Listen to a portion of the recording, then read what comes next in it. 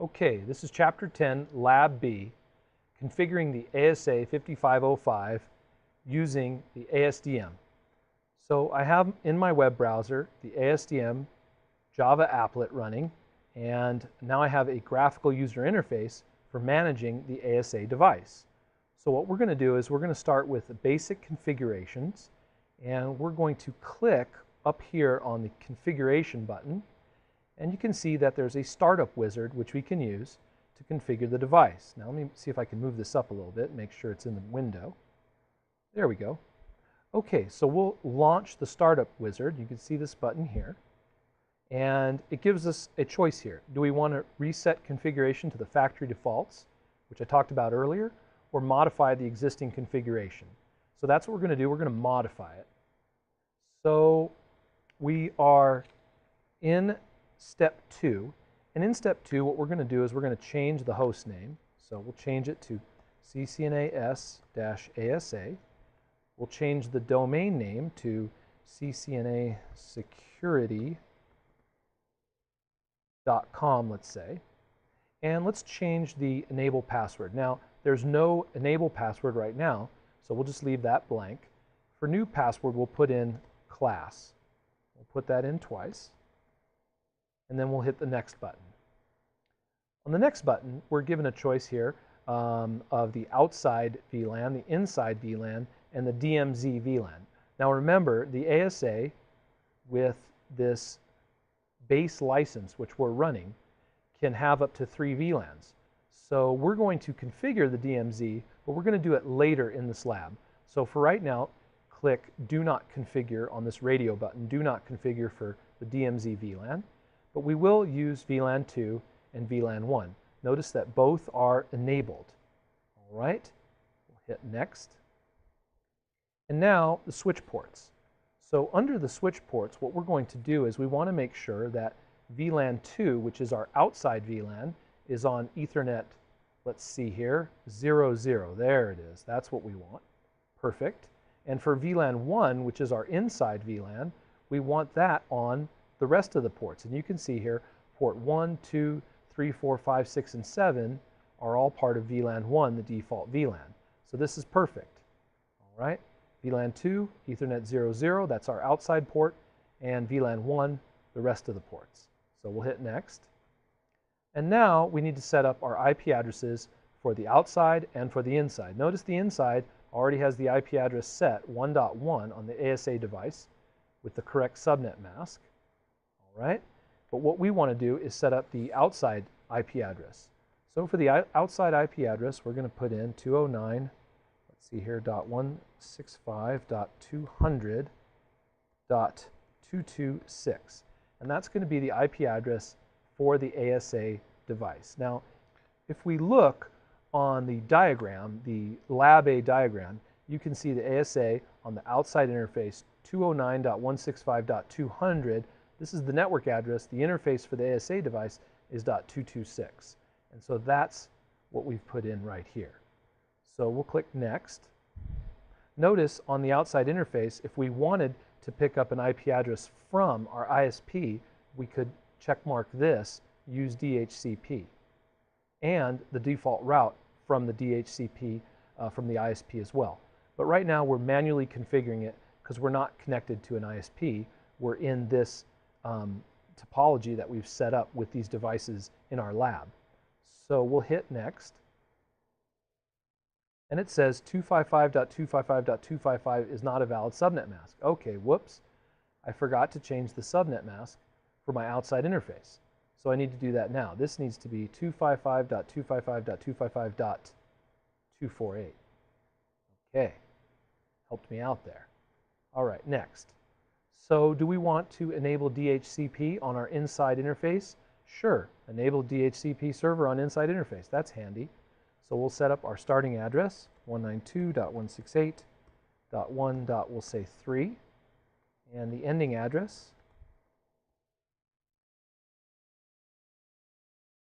say from 1.3 to 1.30, and we can set up some DNS servers if we want. In the lab, they just have you put 10.20.30.40, and they have you put in the domain name.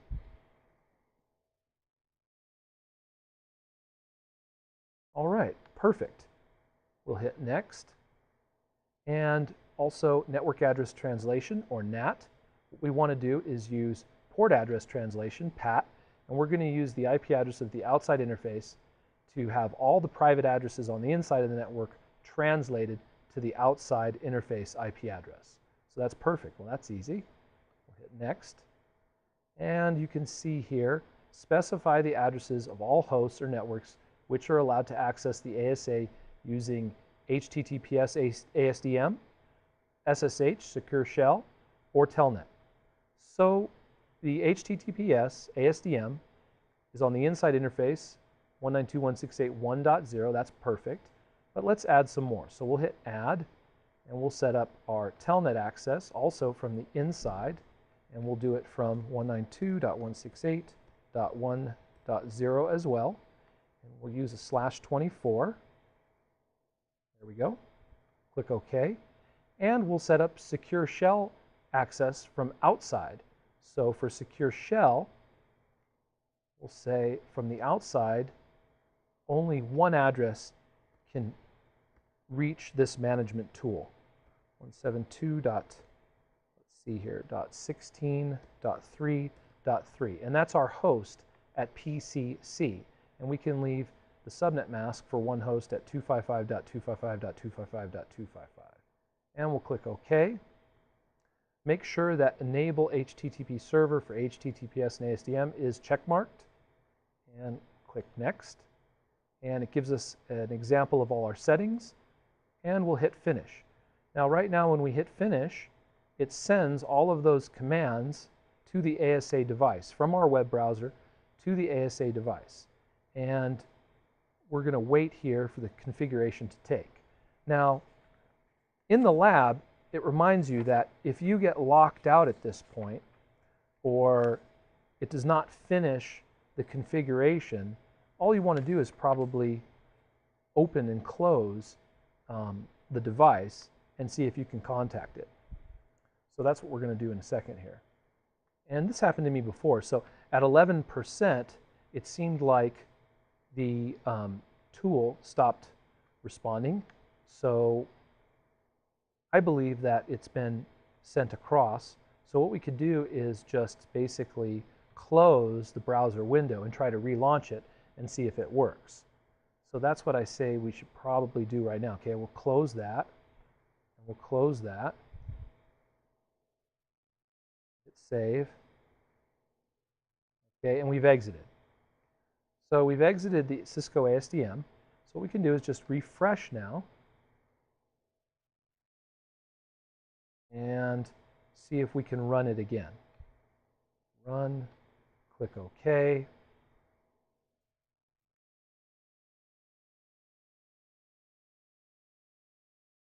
All right, there we are, the ASDM launcher.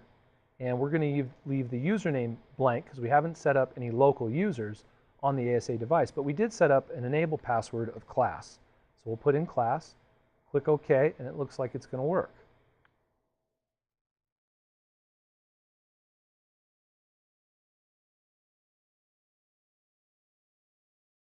All right, and we're in. So now that we're in the ASA device, that worked pretty nicely. Let's test our other access that we set up, Telnet and SSH. Now for Telnet, what we can do is we can go to our command prompt, and once again, I am PCB on the network, that is, and we check our IP address, and you can see right now I'm 1.3, and we can see if we can ping the ASA device, which we can. Perfect. Let's see if we can telnet to it. Telnet.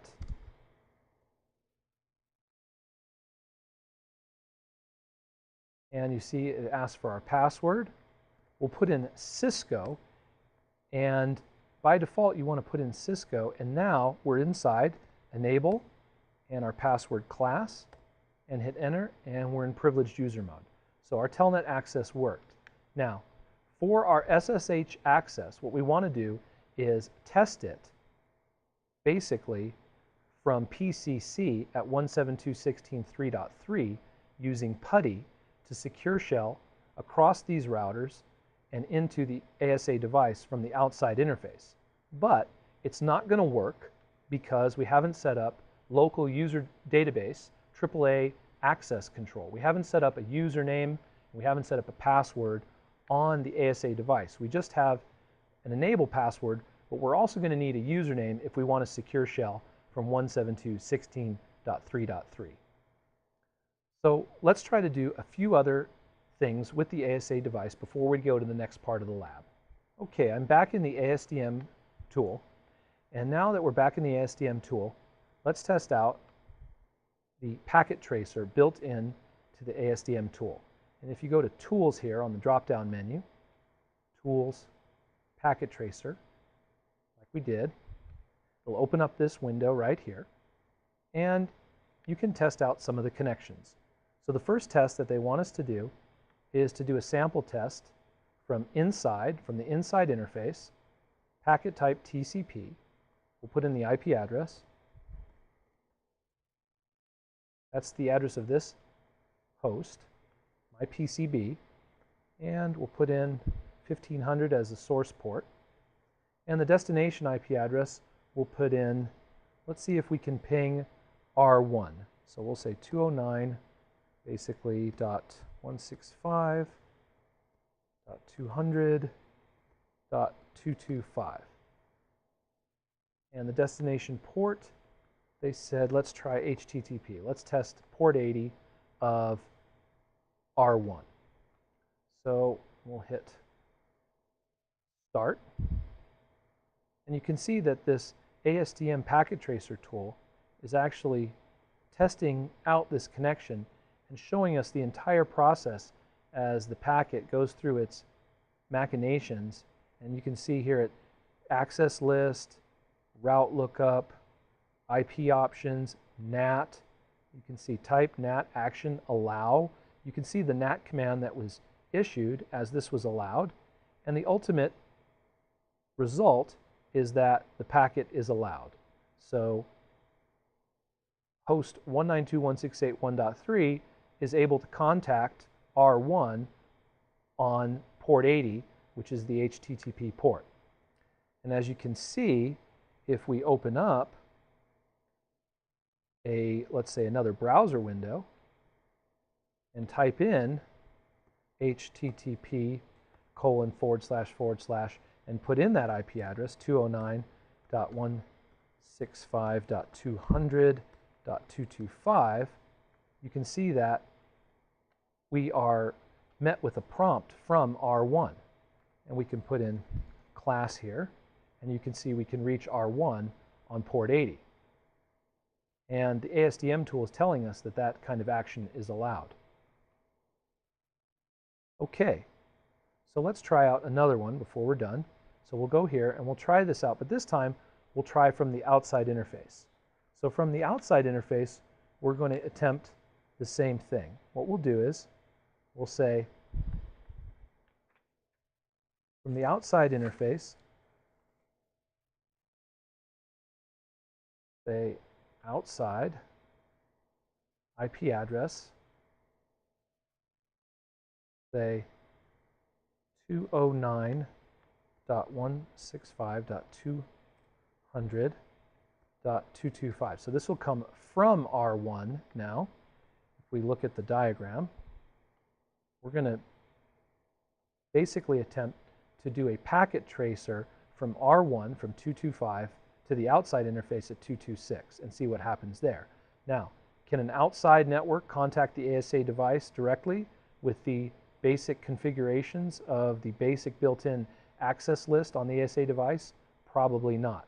So we'll test that out. Once again, Tools, Packet Tracer.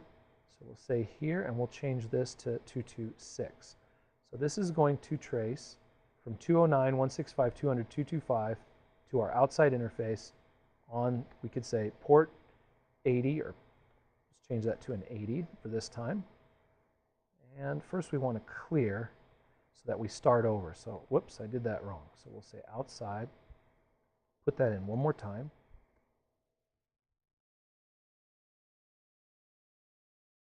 And copy that, paste that, and change that to a 6. 1500, port 80. From the outside interface, from R1 to the ASA device, and we'll hit Start, and it's going to test it out. Access list lookup, everything's good. The route lookup, and as soon as it gets to the access list, the result is packet is dropped. So you can see we can test out this kind of a communication from outside in on port 80, and it lets us know exactly what the result will be and shows us all of the steps along the way. That's pretty cool.